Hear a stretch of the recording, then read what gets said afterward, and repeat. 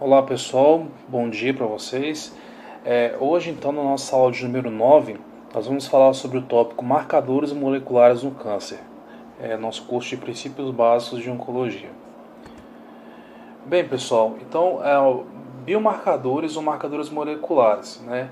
Então, quando nós pensamos em marcadores moleculares, nós pensamos em todas aquelas moléculas. Nós temos na verdade podemos conceituar de duas formas.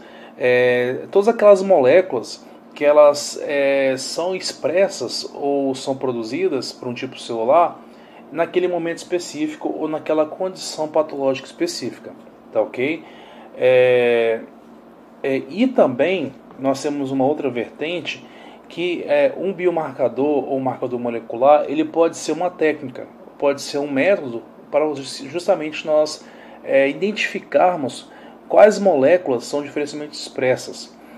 Exemplo, o RFLP, né, que nós vimos lá na genética, é uma técnica que utiliza o PCR a seguida, né, de um estado de restrição. Isso pode ser uma técnica que vai nos possibilitar obter os marcadores moleculares, tá? E também o marcador molecular em si pode ser a própria molécula, o próprio gene de diferenciamento expresso, ou a própria proteína de diferenciamento expressa, o próprio padrão de glicosilação, enfim, qualquer marca molecular, do ponto de vista molecular, né, eu me refiro, que possa diferenciar uma situação, né, uma característica específica de interesse. E nesse caso, na aula de hoje nós vamos falar dos biomarcadores utilizados no câncer para se realizar o diagnóstico precoce de certos tipos de neoplasias malignas, o que é de fundamental importância. Tá ok?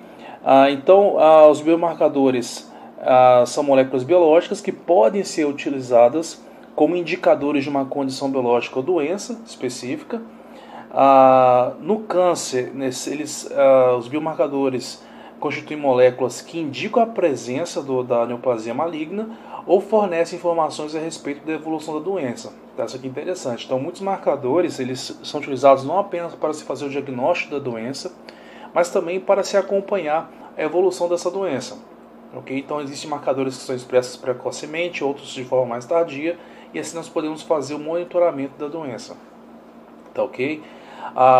Moléculas produzidas por células tumorais ou por células normais, né, podem ser comparadas e assim nós buscarmos marcadores específicos. Né? Por exemplo, o câncer, do ponto de vista do metabolismo, né, as células, como vamos considerar o tecido epitelial, por exemplo. O tecido epitelial ele absorve a glicose por meio do transportador GLUT4, que é insulino dependente. No carcinoma, o que acontece? A célula neoplásica maligna, no carcinoma, ela não mais expressa o GLUT4, mas ela passa a expressar GLUT1 e GLUT3. Certo? Então, essa expressão diferencial, isso pode ser um marcador. Tanto para nós identificarmos células normais, como para também identificarmos células tumorais. Inclusive, essa expressão diferencial a nível de proteínas, né, pode ser, né, uma fonte muito útil para nós construirmos anticorpos monoclonais para fins de diagnóstico na imunohistoquímica, tá ok? Que eu vou falar um pouquinho em aula posterior sobre o diagnóstico no câncer, tá ok?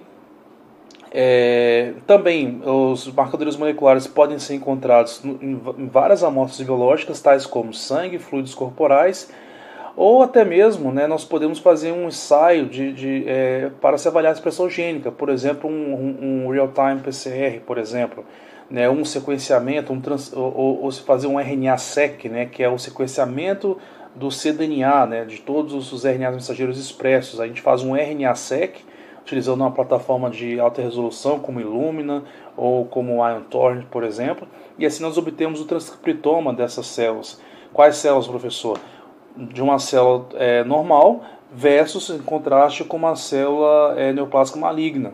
E aí eu comparo, né, os genomas funcionais, os transcriptomas, e vejo quais genes foram diferencialmente expressos. Né? Então nós estamos nesse nível hoje. Né? As plataformas de sequenciamento nos possibilitaram fazer esse tipo de estudo.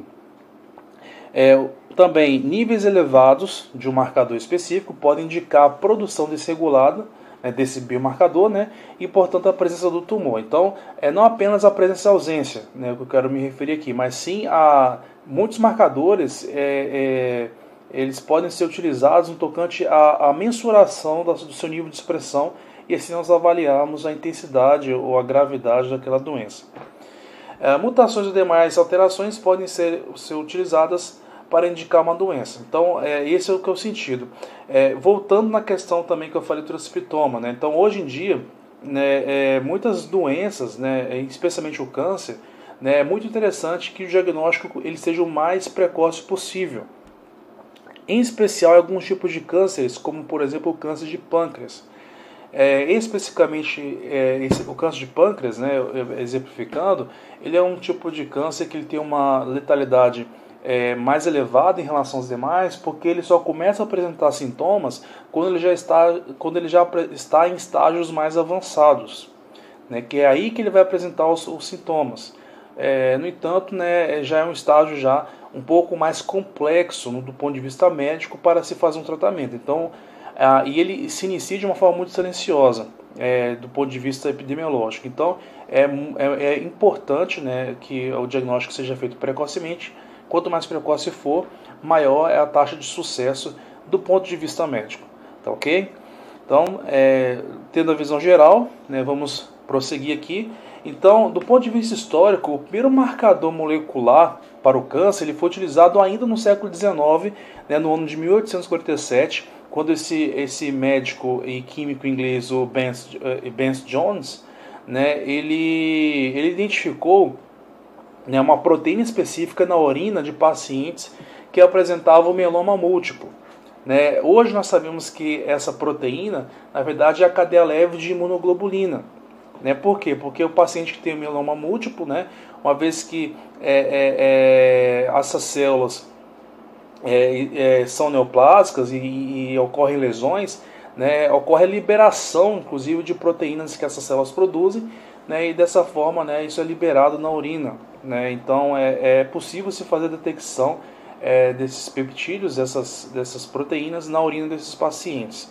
Em torno de 70% dos pacientes que são acometidos pelo mieloma múltiplo apresentam essa característica, né, de ter um certo nível de imunoglobulina, da cadeia leve, né, apenas de todas as imunoglobulinas na urina. Isso é um marcador molecular para o diagnóstico.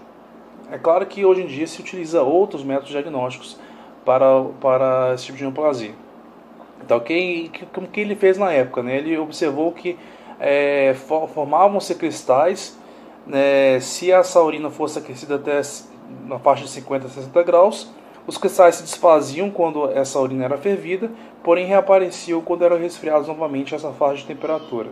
Tá? Então, isso foi o primeiro relato do uso de um marcador molecular para o diagnóstico de um câncer, né, de uma neoplasia maligna. Bem, biomarcadores para o diagnóstico do câncer. Então, exemplos de cânceres de origem hereditária, né, e os seus respectivos genes ou biomarcadores de predisposição. Então, eu vou citar na aula de hoje alguns dos principais tipos de cânceres e eu vou elencar alguns dos seus principais biomarcadores, tá ok?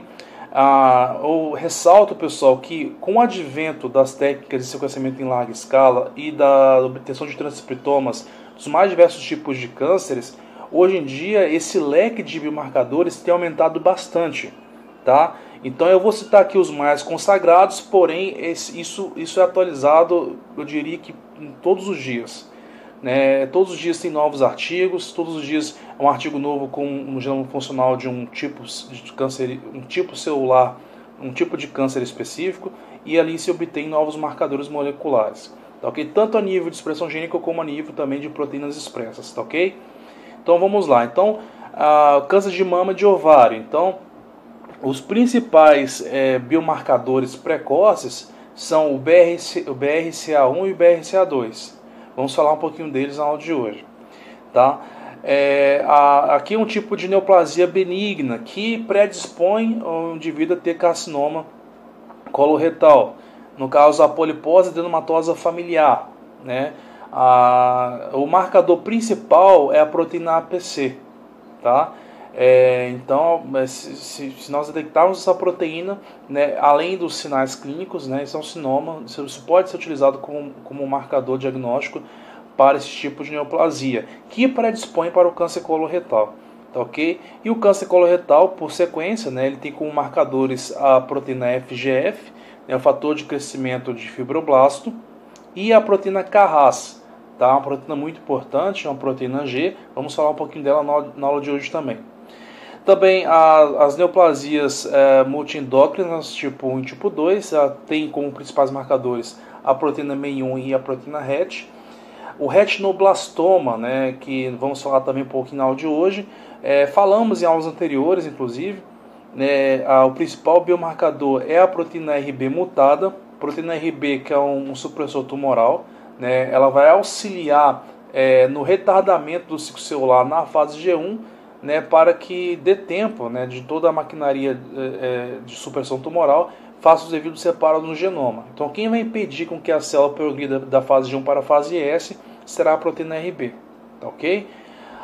E também nós temos o melanoma familiar, né, cuja principal proteína envolvida, né, quando mutada e superexpressa, será a proteína CD4, que é justamente a quinase deprindiciclina, tá, ok? Então ela sofrerá mutações, será superexpressa, logo ela vai estar ativada sem a presença da ciclina, fazendo com que a célula passe automaticamente da fase G1 para a fase S. E assim ela tem um ciclo acelerado e se torna uma célula neoplásica, eventualmente célula neoplásica maligna. Tá, ok? É um dos marcadores para o melanoma familiar. Bem, então vamos agora, né, de forma bastante prática, falar de cada tipo de câncer e dos principais biomarcadores. Tá, ok? Então, primeiramente, câncer de mama.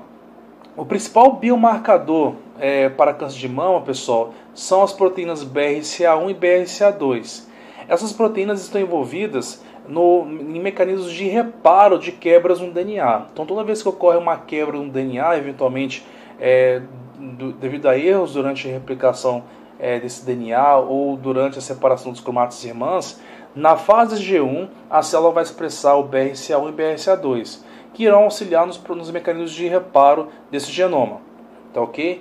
O que acontece no câncer de mama? Essas proteínas elas são mutadas, né? Elas sofrem mutações de forma que elas perdem a sua atividade. Então, a detecção desses isotipos de BRCA1 e BRCA2 mutados, elas podem, né, elas são uma dos métodos de nós diagnosticarmos precocemente o câncer hereditário, o câncer de mama hereditário. Em especial, quando nós realizamos um teste genético e identificamos as mutações nos genes de BRCA1 e BRCA2. E essas mutações elas estão muito relacionadas com a ocorrência de câncer de mama. Tá, ok? A gente vai falar um pouquinho disso nos próximos slides. Também receptores de hormônios esteroidais, como o receptor de estrógeno e receptor de progesterona, também associado ao câncer de mama, né, devido à própria ação desses hormônios sobre a mama.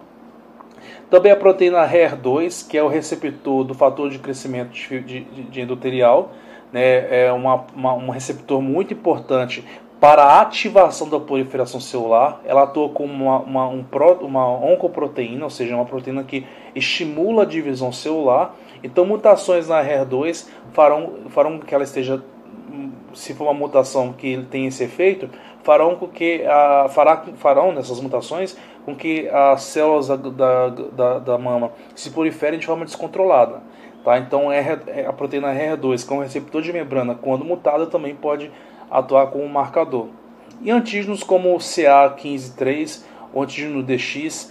E temos um teste interessante também desenvolvido pela Food and Drug Administration, lá dos Estados Unidos, que é a agência de saúde americana, que ela desenvolveu um teste chamado MammaPrint, né, que é um teste justamente para poder detectar essas proteínas, né, de forma precoce. E também, não só as proteínas, mas também a expressão gênica, né, no caso o RNA mensageiro, de forma precoce, né, e assim se fazer o diagnóstico precoce do câncer de mama, né, e direcionar a terapêutica.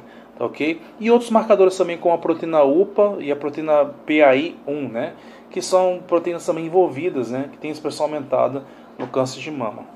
A gente vai falar das principais aqui para cada tipo de câncer. Então, Primeiramente falando do câncer de mama ainda, né, a proteína BRCA1 e BRCA2 são marcadores consagrados para câncer de mama, tá, pessoal? Então isso aí vale a pena vocês até decorarem, inclusive, tá ok? Então o BRCA1 ele é codificado no cromossomo, ele está localizado no braço longo do cromossomo 17, enquanto que o BRCA2 está localizado no braço longo do cromossomo 13. Ambas as proteínas atuam nos mecanismos de reparo a lesões sofridas pelo DNA. Então, eventualmente, ocorrendo uma lesão no DNA, uma quebra nesse DNA, né, na fase G1, a célula, no caso as células da mama, expressarão BRCA1 e BRCA2, que atuarão em consórcio com outras proteínas, ativando mecanismos de reparo dessa quebra no DNA. Isso é um evento importante, porque não pode haver quebras no DNA. Tá? Isso pode, inclusive, até causar anomalias cromossômicas, se isso não for reparado na célula. Tá? Então, essas proteínas são de extrema importância.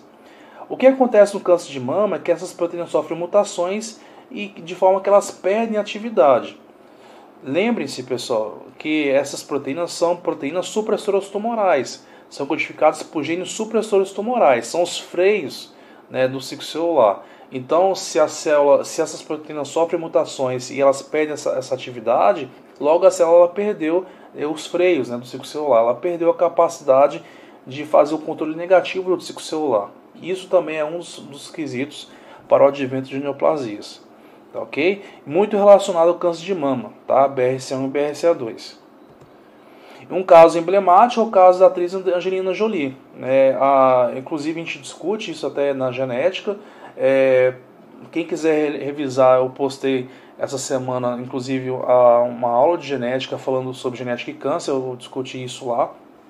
Tá? Que a Angelina Jolie, ela infelizmente perdeu a mãe e uma parente próxima, se não me engano, minha irmã, por conta de câncer de mama. E ela fez um teste genético e ela identificou que ela continha os alelos BRCA1 e BRCA2 mutados, com uma mutação que poderia eventualmente, no futuro, predispor a ela, enquanto paciente, a manifestar a doença, embora ela não tinha nenhum sintoma da doença. Só que, de forma preventiva, ela realizou a mastectomia preventiva. Tá, ok? Então, ela retirou todo o tecido interno da mama, as glândulas mamárias e tudo mais, de forma preventiva, né, a não desenvolver, né, a não ter o risco, na verdade, né, de vir a desenvolver. Tá, ok? Esses alelos do BRCA1 e BRCA2, quando mutados, eles estão presentes em 87%, né, das pacientes que possuem câncer de mama.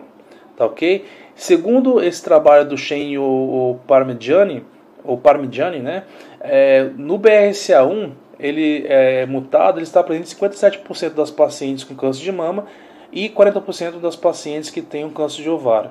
E o BRCA2 está presente em 49% das pacientes com câncer de mama e 18% das pacientes com câncer de ovário. Então ele é muito relacionado a esses tipos de cânceres, em especial o câncer de mama. Tá, ok? É um marcador bastante relacionado a esse tipo de tumor. Outros marcadores também importantes no câncer de mama, em menor grau, são receptores hormonais para o estrogênio e para a progesterona. Aqui eu coloquei aqui as glândulas sexuais apenas para ilustrar, tá, pessoal? Não tem nada a ver com testículo aqui agora não, tá? Eu vou falar um pouco de câncer de próstata, mas é apenas para ilustrar que são hormônios esteroidais, tá? Obviamente, estrogênio e progesterona são hormônios femininos, tá? Obviamente. E ambos atuarão também não só nos ovários, mas também na mama. Tá? E eles vão atuar de qual forma? Através dos seus receptores intracelulares, que é o receptor ER para o estrogênio e o receptor PR para a progesterona. Bem, esses receptores eles são inativados em suas situações normais, porém, quando ligados aos hormônios, essa ligação fará com que eles se tornem ativados e assim eles passam a desencadear processos downstream, né, processos jusante de expressão gênica, ou seja, processos que irão ativar a expressão gênica. É como se fosse um botão liga e desliga da expressão gênica. Tá? O que acontece no câncer? Esses receptores eles são mutados de forma que eles não mais dependem da ação dos hormônios para se tornarem ativos. Eles estão constantemente ativados, fazendo com que a célula se prolifere descontroladamente. Tá ok? É como se você colocasse uma pedra no acelerador de um carro. Então você perdeu o controle do carro porque o acelerador está ativado de forma constante. É como se fosse uma situação desse tipo. Tá? Então mutações nesses receptores pode sim ser um gatilho desencadeador de processo neoplásico maligno. E também presente, né, como marcador aí no câncer de mama. Uma outra proteína também importante, não apenas no câncer de mama, mas no câncer coloretal também, é o receptor HER2, ou HER2. Esse receptor HER2, pessoal, ele vai atuar como receptor do fator EGF, que é o fator de crescimento endotelial, e a sua cascata de sinalização ela depende da proteína RAS, que em vários tipos de cânceres, que a gente vai citar aqui, ela também vai atuar como marcador molecular a proteína RAS, tá ok? E a HER2 é um receptor que vai atuar, então, reconhecendo o fator EGF, que é um fator promitótico, que é um fator que estimula o crescimento celular. Só que HER2 em situações normais, ele não está ativado. Né? Não sei, acho que eu coloquei aqui. Ó. Só que HER2 em situações normais, ele não está ativado. Né? Então, o que vai acontecer? Deixa eu colocar aqui. Ó. Então, ele não está ativado. Então, o que vai acontecer? Ele só será ativado quando o FGF, acho que essa figura está melhor, ele só será ativado quando o FGF, que é o fator de crescimento endotelial, na verdade o EGF, fator de crescimento endotelial, que é um fator de promitose, né, ele for liberado pelas células que estimulam o crescimento celular, nesse caso que possuem um receptor HER2, e ele vai se ligar ao HER2 ativando esse receptor. Ele sendo ativado, ele vai desencadear uma cascata de sinalização que depende da ativação da RAS enquanto proteína G. A RAS é uma proteína G que se liga a GTP e se torna uma quinase ativa, por isso, e ela assim vai atuar, né, fosforilando outras quinases, amplificando um sinal de fosforilação. Essa amplificação vai culminar na ativação de fatores de transição lá dentro do núcleo, que por sua vez, agora ativados, irão levar à expressão de genes promitóticos, entre eles a ciclina D, que será uma das principais ciclinas que fará com que a célula passe da fase G1 para a fase S. Tá ok? Então é uma cascata de eventos aqui, tá pessoal? O que acontece aqui no caso do câncer? A proteína HER2, no câncer de mama, ela está mutada, de tal forma que ela estará constantemente ativada e não dependerá mais do ligante para se tornar ativa, para desencadear essa cascata. Então ela vai estar constantemente aqui, ó, ativando essa via de sinalização, fazendo com que a célula, de forma constitutiva, fique sempre ativando o seu programa de divisão celular. Então essa célula está crescendo de forma desenfreada, de forma totalmente descontrolada. Tá ok? E aqui na figura a gente basicamente a mesma situação explicada com outra figura aqui. A proteína HER2 mutada, essa cascata estará ativada de forma constante e isso vai levar a uma série de efeitos. Né? Um dos principais é a proliferação celular, né, descontrolada, que será a principal razão da neoplasia. Né? E outros efeitos secundários como a imortalização celular e assim por diante. Bem, agora falando um pouco do câncer coloretal. Tá? O câncer coloretal ele está muito relacionado com a presença da polipose adenomatosa familiar, que é uma doença de ordem genética, embora essa não seja a única causa do câncer coloretal. Os principais marcadores do câncer coloretal, que é uma neoplasia maligna, são o receptor do fator de crescimento endotelial, o EGFR, que quando mutado atua como um biomarcador para o câncer coloretal, ou quando mutado ou quando superexpresso, né? Isso predispõe o indivíduo a desenvolver o câncer coloretal, e também a proteína KRAS mutada, né? Lembra que RAS é uma proteína G que será ativada apenas se a cascata for ativada lá no citosol pelo seu receptor HER2, tá? Conforme a via de sinalização. Então, se KRAS está mutada de tal forma que ela vai estar constantemente ativada, a cascata de sinalização de KRAS vai estar constantemente ativando o que, pessoal? Aquelas quinases que farão com que genes e ciclinas e outras proteínas promitóticas sejam constantemente expressos. Então, mais uma vez, é como se eu colocasse uma pedra no acelerador do carro. Então a célula vai estar sempre ali com um sinal de proliferação celular constante, sem qualquer tipo de controle negativo. Então isso será um dos pilares da neoplasia. E bem como a proteína APC também, que tem um papel importante de controle ali durante a fase M. Se ela estiver constantemente ativada, ela fará com que a célula passe pela fase M sem qualquer tipo de controle, levando a erros nesse processo que predisporão essa célula, né, a acarretar mutações ou erros durante ali a separação dos cromátidos irmãs e outros erros no DNA que poderão predispor essa célula a apresentar um fenótipo maligno. Um fenótipo neoplásico, depois maligno eventualmente. Bem, aqui nós temos aqui então a cascata de sinalização de RAS, da proteína RAS. Então, mais uma vez, ela depende, né, de várias outras, ela vai ativar, né, várias outras proteínas quinases. Essa ativação é uma cascata de amplificação, porque uma RAS vai ativar, né, várias outras quinases, que por sua vez cada uma ativará várias outras. Então, por exemplo, se uma RAS ativar 10 proteínas do tipo RAF, que são quinases, cada 10 proteínas dessa RAF ativarão mais 10 proteínas MEC, que são quinases também, ou seja, amplificando assim esse sinal, de forma que esse sinal de proliferação é um sinal muito intenso e muito forte na célula.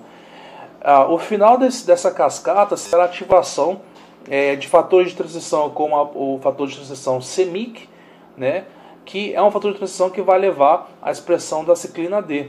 Tá? E a ciclina D, né, ela é muito importante exatamente na fase G1, que ela vai ativar CDKs específicas que farão com que a célula passe de G1 para a fase S. Tá, ok? Então a proteína RAS ela só será ativada se a célula receber o sinal de crescimento, que é o fator EGF. E esse fator EGF vai ser reconhecido por quem? Pela REA2. Só que quando o REA2 está mutado e quando o RAS também está mutada, né, essa célula vai se tornar insensível a esse sinal e vai estar constantemente ativando essa via de proliferação. Tá? Isso aqui é muito presente, inclusive, na polipose adenomatose familiar, que por si é uma neoplasia benigna. Tá? No entanto, é uma neoplasia benigna que predispõe o indivíduo a eventualmente desenvolver um carcinoma coloretal.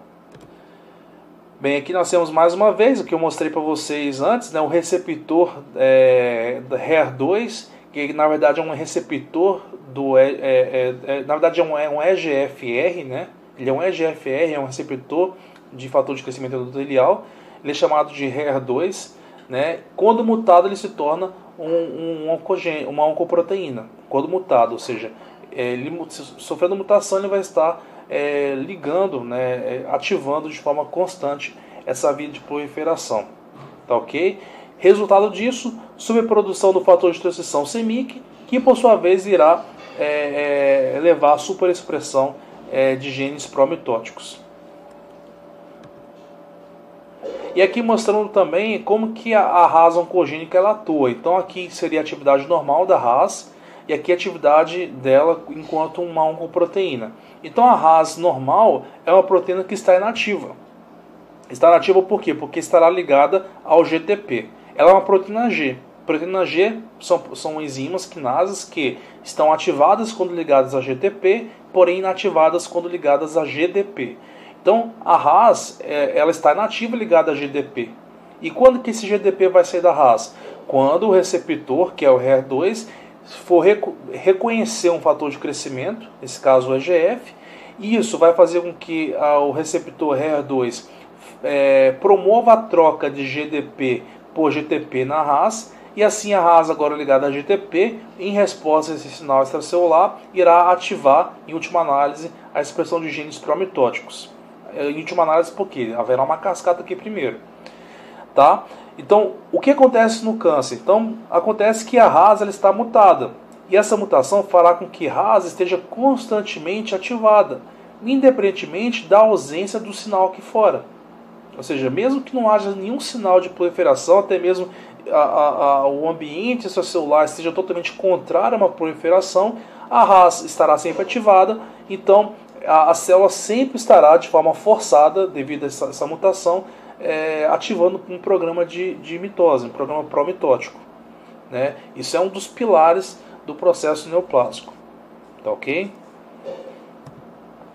Bem, como eu falei anteriormente, então a polipose adenomatosa familiar ela é antessala do câncer coloretal, porque ela predispõe o indivíduo que a contém, ele tem uma chance maior, né, eventualmente, né, se apresentar mutações para isso, ele eventualmente poderá desenvolver o câncer coloretal. Então é um fator de risco. Um outro gene envolvido também nesse processo é o gene que codifica a proteína APC, que eu expliquei inclusive lá na aula de genética e câncer, na playlist da genética, que essa proteína tem um papel importante no controle da fase M, em especial na passagem de metáfase para anáfase. Por quê? Porque essa passagem de metáfase para anáfase ela é inaugurada pela separação dos cromátides irmãs. Do ponto de vista molecular, elas são separadas quando? Quando é uma proteína chamada separase, uma protease, ela irá clivar, né, os grampos de coenzina separando as cromátides irmãs. Só que essa separase ela está inativada em condições normais. Ela só será ativada aqui no final da metáfase e início da anáfase. Aqui faltou um A aqui, né? E o que vai fazer com que a separase seja ativada? A proteína APC. Essa proteína aqui, ó. Só que a APC ela está inativada no primeiro momento. Ela vai ser ativada pela sua ligação com o CDC20 e essa CDC20 será produzida exatamente aqui nessa transição, né, de metáfase para anáfase. Tá ok? Então é uma ativação em inglês just in time, né, que é no momento certo, né, por demanda, né. O que acontece? Né? Quando ocorrem mutações na APC, acontece que a APC estará constantemente ativada, então esse processo ele vai ser um processo precoce, né? Ele vai ocorrer sem qualquer tipo de controle negativo, o que vai tornar essa célula susceptível a erros, né? Erros ali durante sua replicação, durante sua divisão celular, né? Elevando a estabilidade genômica, uma série de outros efeitos. Bem, como eu falei anteriormente com vocês, né, há indivíduos que possuem a polipose adenomatosa familiar, né, que basicamente, né, do ponto de vista fenotípico, é a presença de vários pólipos ao longo do intestino grosso. Né, esses pólipos eles são tumores benignos, no entanto, eventualmente eles podem, com mutações adicionais, evoluírem para um carcinoma coloretal. Tá? Então é muito importante, né, esse indivíduo ter certos cuidados. É uma doença de ordem genética, a polipose adenomatosa familiar, né, inclusive com padrão de herança autossômico dominante. Né? Então é possível, né, se traçar, inclusive, né, um heredograma e se identificar, né, a predisposição se caso o indivíduo tenha familiares, né, que tem essa doença. Tá ok? Bem, um outro tipo de câncer que possui marcadores consagrados é o câncer de próstata. Né? Como já é muito bem conhecido, né, nas campanhas, né, que recentemente foram divulgadas, como o Novembro Azul, o PSA. Tá? O PSA é um marcador consagrado para câncer de próstata porque ele tem uma série de aplicações, não só no diagnóstico precoce, como também no screening, né, do tratamento, né, e também no screening, né, na verdade, para se avaliar, né, se o indivíduo tem ou não tem, possivelmente também no monitoramento da terapia, né, se a terapia está funcionando ou não. Bem, o antígeno PSA, na verdade, ele é uma gama semiproteína, ou também chamada de calicreína, que atua com uma peptidase, tá? Ele é uma peptidase glicosilada, né? E ela tem uma função de liquefazer o sêmen, né, ali na próstata, né?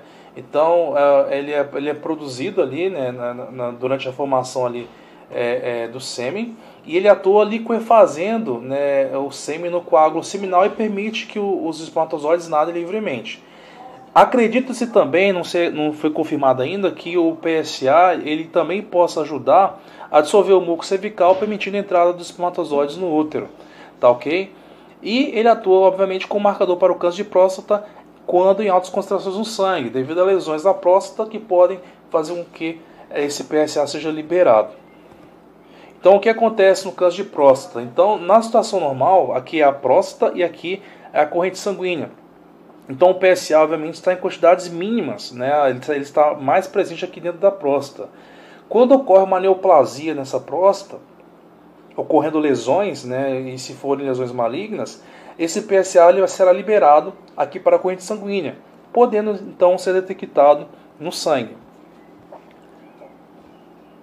E aí seria uma base diagnóstica precoce para o câncer de próstata. Tá ok? Bem, pessoal, então agora falando um pouco do câncer de ovário. No câncer de ovário, além das proteínas BRCA1 e BRCA2, que nós já falamos anteriormente no câncer de mama, que são marcadores também para o câncer de ovário, além delas nós temos a proteína CA125, que na verdade é uma glicoproteína da classe das mucinas, também chamada de mucina 16, tá? Que é uma glicoproteína. E essa mucina 16 ela será superexpressa em células neoplásicas do ovário, quando numa situação de câncer de ovário. Tá, ok? Inclusive a detecção dessas proteínas na corrente sanguínea é uma base para o teste, para a detecção precoce do câncer de ovário. Tá, ok? Então, aqui nós temos aqui nesse slide duas situações aqui nessa figura. Aqui uma situação de função normal da mucina 16, a mucina 16 aqui, tá, pessoal? Esqueci de botar um aqui. E aqui a situação B é a situação normal, a mucina 16 ela expressa em quantidades baixas, não tão altas, Ela vai atuar ali participando da matriz celular dessas células, enquanto que no câncer, ela será super expressa. Então ela vai atuar assim como um marcador molecular, para nesse tipo de célula neoplásica. Lembrando que uma das transformações que uma célula neoplásica neoplásica maligna sofre, é justamente a permuta, a troca do seu repertório de antígenos de membrana. Dentre esses, nós temos aí a superexpressão de mucina 16, tá ok? Além de todos aqueles fenótipos que nós já conhecemos de uma célula neoplásica, uma proliferação descontrolada, e outros quesitos. Bem, no tocante ao câncer de pâncreas agora, é um câncer importante. O câncer de pâncreas dos cânceres é um dos que apresenta maior letalidade devido à dificuldade do seu diagnóstico precoce. É um tipo de câncer que, quando ele é diagnosticado, a doença já está em estágios mais avançados, onde uma terapia já se torna um pouco mais complexo. Tá ok? Um tipo de antígeno que é produzido precocemente no câncer de pâncreas na verdade é um carboidrato, chamado de antígeno CA19-9, ou também chamado de Cialyl-Lewis, tá ok? Esse oligosacarídeo que vocês podem ver aqui na figura. Então ele é produzido nas fases iniciais do câncer de pâncreas, podendo ser então utilizado como um marcador para diagnóstico precoce. Tá ok? No caso do câncer de pâncreas, antes de falar dele, como eu falei com vocês anteriormente, o diagnóstico dele é um pouco mais complicado, porque os sintomas eles advêm já em estágios mais avançados desse câncer, quando ele já está no estágio bastante invasivo, em órgãos importantes, e pelo fato também do pâncreas ele ser um órgão central do metabolismo. Então o pâncreas ele vai fazer não só o controle da glicemia através da secreção de insulina e glucagon, mas também ele vai secretar uma série de enzimas digestivas. Então ele é um órgão central no metabolismo. De tal forma que o acometimento do pâncreas por uma neoplasia maligna, ele traz um peso metabólico fisiológico muito dramático para o indivíduo. No entanto, assim, ele tem uma alta letalidade e seu diagnóstico precoce ele é de fundamental importância. Tá ok? Falando um pouco agora do melanoma, como principal marcador molecular para o melanoma é consagrada a proteína BRAF, o BRAF, o BRAF. Essa proteína é uma proteína quinase que também atua em uma cascata de sinalização, que tem como finalidade a ativação de fatores de transição que levarão à síntese de oncoproteínas que levarão essa célula à proliferação celular. Essa cascata ela se inicia através de um receptor do tipo tirosina quinase, ou também chamado de receptor RTK, que também será ativado just in time, assim, apenas quando necessário, digamos assim, quando presente fora da célula um fator de crescimento, como EGF, como o PDGF, por exemplo. Tá ok? Então, uma vez que esses fatores estão presentes, o receptor RTK será ativado e a sua pulsão citosólica irá ativar uma série de quinases, né, que amplificarão o sinal, né, e levando, né, a ativação de fatores de transição no núcleo e assim a expressão de genes específicos para o ciclo celular. Tá, ok? Um desses genes é uma dessas proteínas intermediárias que atuam nessa cascata, digamos assim, é a proteína BRAF. Essa proteína ela é super expressa no melanoma, né? De forma que ela pode atuar tanto como marcador para o melanoma, como também ela pode atuar como um alvo para drogas. Então existem algumas drogas, como o dabrafenib, por exemplo, ou o vemurafenib, né, que são drogas aprovadas pelo FDA, que atuam inibindo especificamente a proteína BRAF. Inibindo essa proteína, logo, esse sinal de proliferação descontrolado ele será inibido, será interrompido. Ok? Então, agora falando um pouco do câncer de pulmão, né, o câncer de pulmão, né, ele é um câncer muito importante, né, em especial, né, no tocante a metástases, né, uma vez que o pulmão ele é algo central, né, no tocante à circulação, né, de bombear, de abastecer o sangue com oxigênio, né, então isso é também muito vascularizado por conta disso, né, no caso do câncer de pulmão, os marcadores consagrados são o receptor de VEGF, tá, e o receptor de EGF, tá, ok? Além da proteína quinase ALK, tá? Então ambos, tanto os receptores como essa quinase, atuam também em vias promitóticas, tá, ok? E quando desregulados, mediante mutações, levarão essas células a um fenótipo neoplásico e eventualmente neoplásico maligno. Então aqui nós temos a cascata de sinalização do VEGF, tá? Então o VEGF é um fator de crescimento, tá, ok? É um fator promitótico. Ele só terá o seu efeito se for reconhecido pelo seu receptor, que é o VEGF, que é o VEGF, né? Aqui eu coloquei, esqueci de colocar o E aqui, vocês me perdoem, é VEGF, tá, ok? Então, uma vez que o receptor ele reconhece o fator de crescimento, isso numa situação normal, não no câncer ainda, ele vai ativar, né, por demanda, né, todas aquelas cascatas que levarão àqueles sinais promitóticos, como por exemplo a passagem da fase G1 para a fase S, que é o sinal de proliferação, e também outros sinais, né, histológicos, como a migração, o aumento da permeabilidade, também o aumento da sobrevivência também celular, ou seja, a inibição de vias apoptóticas, nesse caso, né, ou seja, que é o efeito contrário à supressão tumoral. Então, ou seja, é uma via de sinalização totalmente promitótica. Tá, ok? O que acontece no câncer de pulmão? Então, quando esses receptores são mutados, eles se tornam constantemente ativados. E aí atua de uma forma similar ao RTK e também ao RE2. Né? E se esses receptores estão ativados de forma constitutiva, eles estarão acionando de forma constante e constitutiva essas vias de proliferação. De forma que não haverá nenhum controle negativo para poder inibir essas vias, logo a célula iniciará um programa de divisão celular descontrolado. Tá, ok? Bem, pessoal, então aqui mostrando mais uma vez a via de sinalização de VEGF, né, ativada por VEGF em associação com o seu receptor, que é o VEGFR, tá, ok? Então, essa via ela possui alguns alvos interessantes para a terapia contra o câncer de pulmão. Então, uma das estratégias interessantes que nós vamos até falar um pouco nas últimas aulas, ela se baseia no uso de anticorpos monoclonais. Tá? Então, existem hoje em dia vários anticorpos monoclonais que podem ser utilizados contra justamente esses marcadores moleculares que têm um papel fundamental no desenvolvimento de certos tipos de tumores. Então, uma vez que nós utilizamos anticorpos monoclonais contra esses marcadores, que são centrais para o desenvolvimento das neoplasias malignas, nós estaremos inibindo o mecanismo que promove essas neoplasias. Então, ao invés de utilizar uma quimioterapia que vai matar tanto células tumorais, mas também células saudáveis, e isso vai trazer, obviamente, efeitos colaterais muito pesados para o paciente. Tá, ok? Então, nesse caso do câncer de pulmão, um dos anticorpos monoclonais mais utilizados é o bevacizumab, tá? Que ele vai atuar inibindo, né, a proteína VEGF.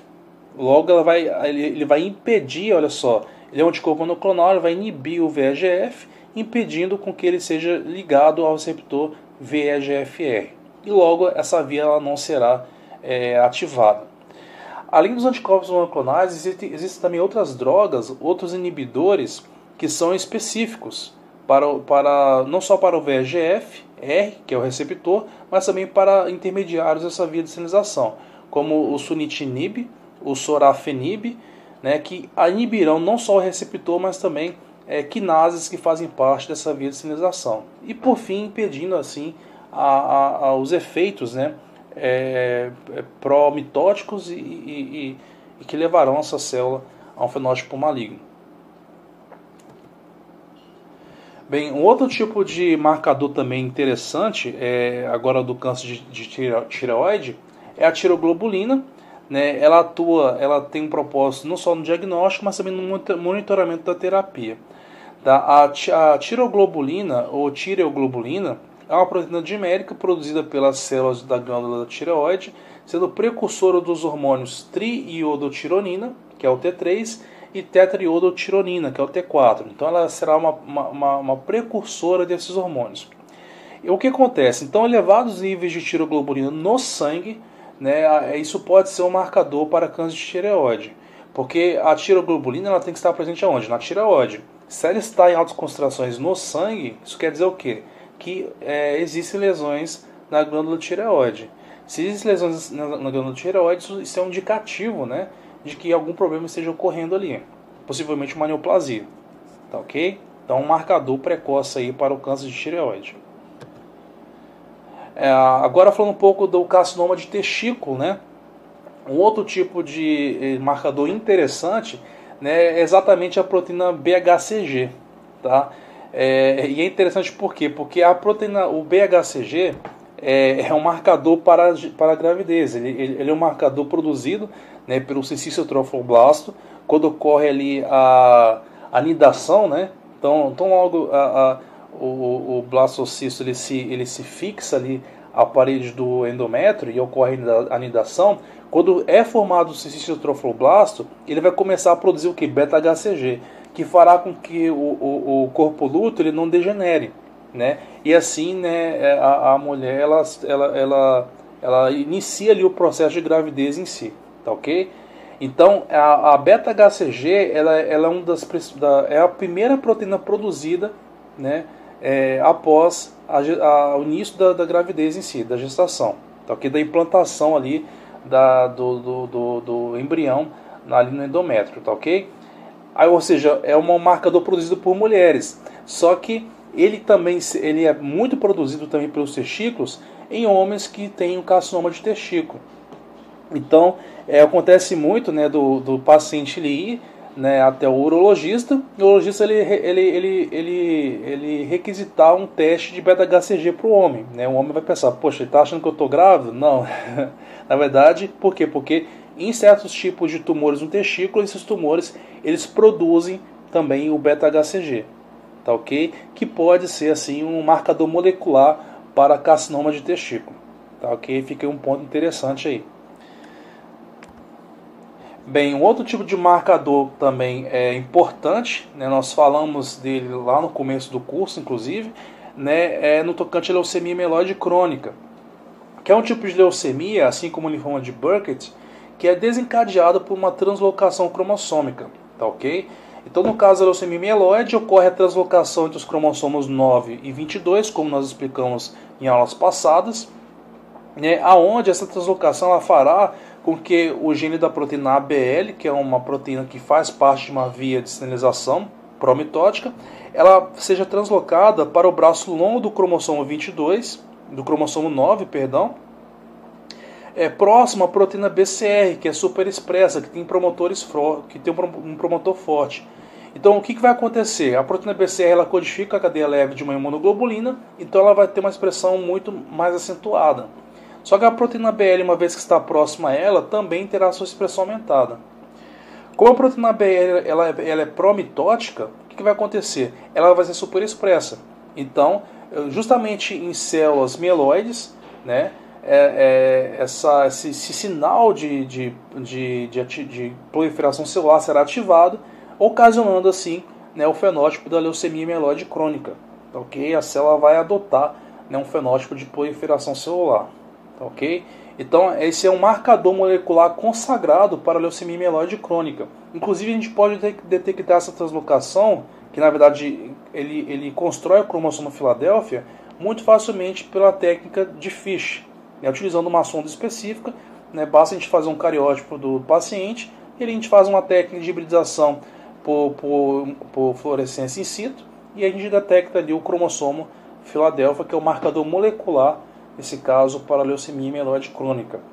Nós explicamos isso em aulas anteriores, né, se eu não me engano, na aula de carcinogênese. Né? Se você quiser, você pode checar nossa playlist, eu vou colocar aqui o link para vocês.